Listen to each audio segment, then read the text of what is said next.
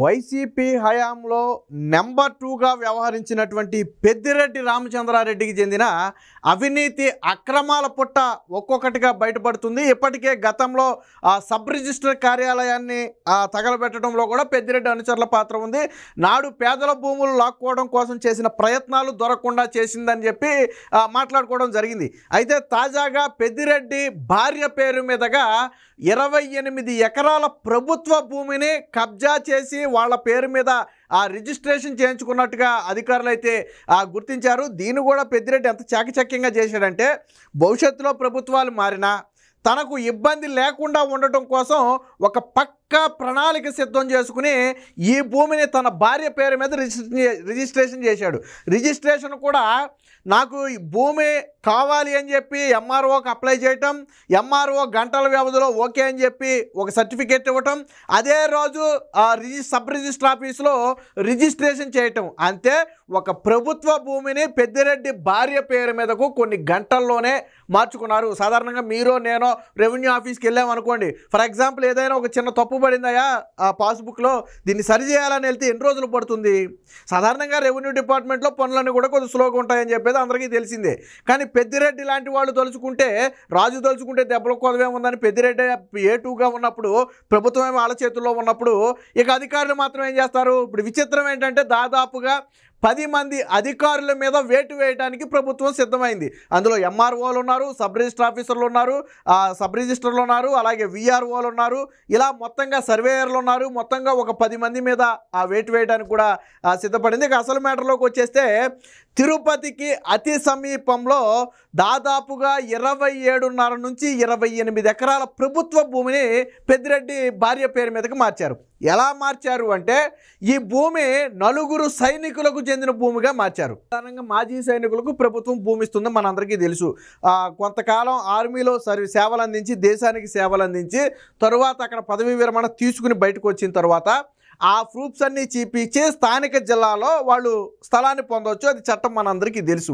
అయితే ఇక్కడ 4 సైనికులు ఆ భూమిని కొనుక్కున్నట్టుగాను, ఆ సైనికుల దగ్గర నుంచి పెద్దిరెడ్డి రామచంద్రారెడ్డి భార్య కొనుక్కున్నట్టుగాను సృష్టించారు. విషయం ఏంటంటే, అసలు 4 సైనికులు లేరు. ఆ 4 సైనికులు ఒక ఫేక్.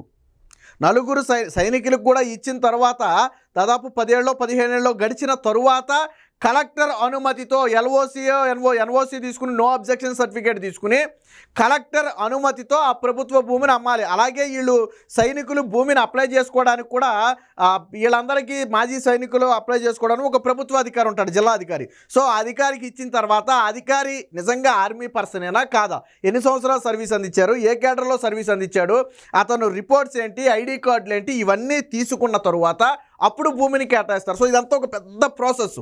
మాజీ సైనికులకు ఐడియా ఉంటుంది ఈ ప్రాసెస్ అంతా.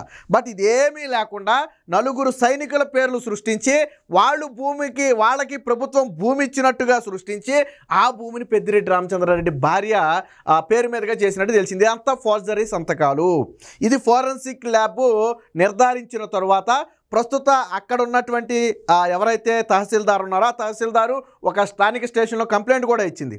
వైసీపీ హయాంలో కొన్ని రికార్డ్స్ తారుమారు చేశారు, ప్రభుత్వ భూమిని ప్రైవేటు భూమిగా మార్చేసే ప్రయత్నం చేశారు, ఇందులో కొంతమంది ఇన్వాల్వ్ అయ్యారని చెప్పి ఒక స్టేషన్లో ఒక కంప్లైంట్ ఇస్తే, ఆ కంప్లైంట్ ఆధారంగా విచారణ చేసిన ప్రభుత్వం ఆ భూమి మొత్తం కూడా ప్రభుత్వ భూమి అని నిర్ధారించింది. దాని విలువ ఎంతో తెలుసా?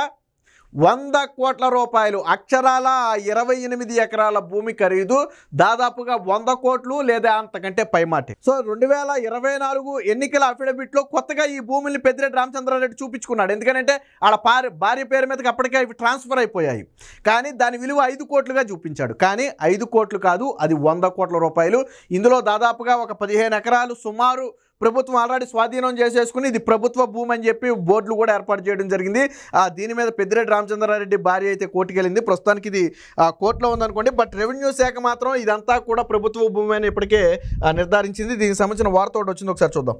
నకిలీ పత్రాలతో పెద్దిరెడ్డి భూ కబ్జా, 100 కోట్ల విలువైన 27.70 అంటే దాదాపుగా 28 ఎకరాలు ఆక్రమణ, మాజీ సైనికులకు ఇచ్చినట్టుగా డీకేటీ పట్టాలంటూ ఫోర్జరీ పత్రాల సృష్టి.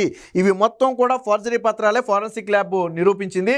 భార్య పేరట వాటి రిజిస్ట్రేషను, రెవెన్యూ రికార్డులన్నీ తారుమారు, తహసీల్దారు సబ్ రిజిస్టర్లను గుప్పిట పెట్టుకుని తతంగం.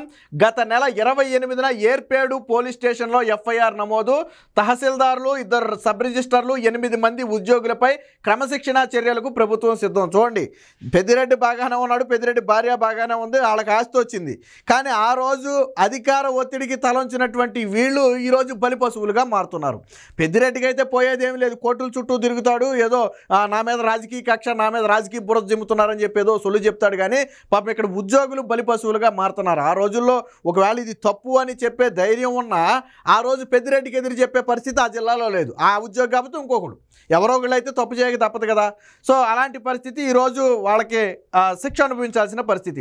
వైకాపా హయాంలో నెంబర్ 2గా అపరిమిత అధికారాలు చెలాయించిన ఆయన అక్రమాల్లోనూ అదే స్థాయిలో చెలరేగిపోయారు. ప్రభుత్వ అటవీ మఠం, చెరువులు, భూములు కనబడిందల్లా భోంచేశారు. వ్యవస్థల్ని, అధికారుల్ని శాసిస్తూ 100 కోట్ల విలువైన భూముల్ని ఆక్రమించేశారు. అటవీ భూముల్ని మింగేసి ఎస్టేట్లు, మఠం భూముల్ని కొట్టేసి విలాసవంతమైన భవనాలు నిర్మించుకున్నారు. ఆ కోవలోనే ఇప్పటికే ఆల్రెడీ అటవీ భూమిలో పెద్దిరెడ్డి ఆక్రమించుకున్నాడని గతంలోనే తేల్చి చెప్పడం జరిగింది. దానికి ఆల్రెడీ ఇప్పటికే నోటీసులు కూడా ఇచ్చారు. సో ఇప్పుడు ఆ కోవలోనే తిరుపతి విమానాశ్రయానికి అత్యంత సమీపంలో పెద్దిరెడ్డి చేసిన మరొక భూ కుంభకోణం తాజాగా వెలుగులోకి వచ్చింది. ఏకంగా 100 కోట్లకు పైగా విలువైన 27.70 ఎకరాల ప్రభుత్వ భూమిని తన భార్య స్వర్ణలత పేరు మీదుగా పెద్దిరెడ్డి రిజిస్ట్రేషన్ చేశారు. 6 మాజీ సైనికులు, 4 కాదు మొత్తం 6 అంట, 6 మాజీ సైనికులకు 2004, 2008 మధ్య ప్రభుత్వం ఆ భూముల్ని అసైన్ చేసినట్లుగా నకిలీ పత్రాలు సృష్టించారు. వాస్తవానికి ఆ సైనికులు లేరు. ఏం చేశారు? డైరెక్ట్గా ప్రభుత్వ భూమిని పెద్దిరెడ్డి భార్య పేరు మీద రిజిస్ట్రేషన్ చేస్తే దొరికిపోవటం ఈజీ. అలా కాకుండా ఆల్రెడీ ఎవరికైనా కేటాయించి దాని నుంచి వాళ్ళు కొనుక్కున్నట్టుగా తీసుకున్నారనుకోండి, పెద్ద రిస్క్ ఉండదు. అప్పుడు ఏం చేశాడు పెద్దిరెడ్డి? దీన్ని ఏ ప్రైవేటు వ్యక్తి పేరు మీదకి మార్చినా దొరికిపోతారు. ఇప్పుడు ఫర్ ఎగ్జాంపుల్ ఆ భూమిని నా సుధాకర్ అనే వ్యక్తి పేరు మీదకి మార్చి నా దగ్గర నుంచి కొనాలనుకున్నారనుకోండి, అసలు ప్రభుత్వ భూమి సుధాకర్కి ఎలాగొచ్చింది అని ఆరాధించినా దొరికిపోతాడు పెద్దిరెడ్డి అని ఏం చేశాడు? మాజీ సైనికుల పేరు మీదతో మార్చాడు. ఇక్కడ బాగా ప్లాన్ చాలా చక్కగా ఎగ్జిక్యూట్ చేశాడు. ఎలాగా? మాజీ సైనికులకి ప్రభుత్వం భూమి ఇవ్వచ్చు, సో దాన్ని ఎవరు క్వశ్చన్ చేయలేరు, దాన్ని ఎవరు నిలదీయలేరు.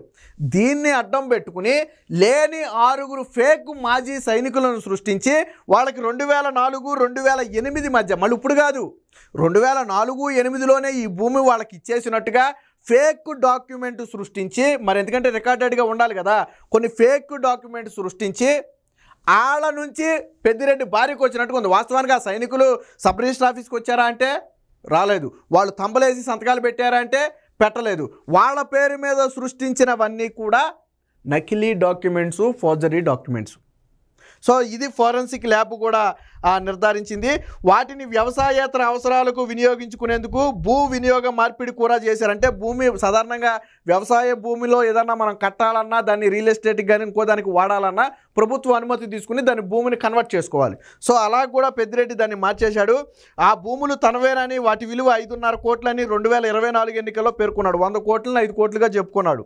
ఆ భూమిని మాజీ సైనికులకు అసైన్ చేసినట్లుగా నకిలీ పత్రాలు సృష్టించారని రాష్ట్ర ఫోరెన్సిక్ ప్రయోగశాల నిర్ధారించింది. సో వాళ్ళు ఇచ్చినటువంటి ఎవరైతే మాజీ సైనికుల పేరు మీద సృష్టించారో అవన్నీ ఫేక్ డాక్యుమెంటు, ఒరిజినల్ డాక్యుమెంట్స్ కాదు అని ఫోరెన్సిక్ ల్యాబ్ అయితే నిర్ధారించింది. దీంతో 15.10 ఎకరాలను ఆల్రెడీ ప్రభుత్వం స్వాధీనం చేసుకుంది.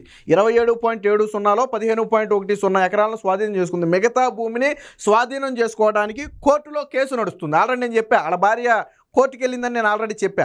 సో ఆ కేసు నడుస్తుంది కాబట్టి ప్రస్తుతానికి అది హోల్డ్లో ఉంది. త్వరలోనే దాన్ని కూడా స్వాధీనం చేసుకోబోతున్నారు.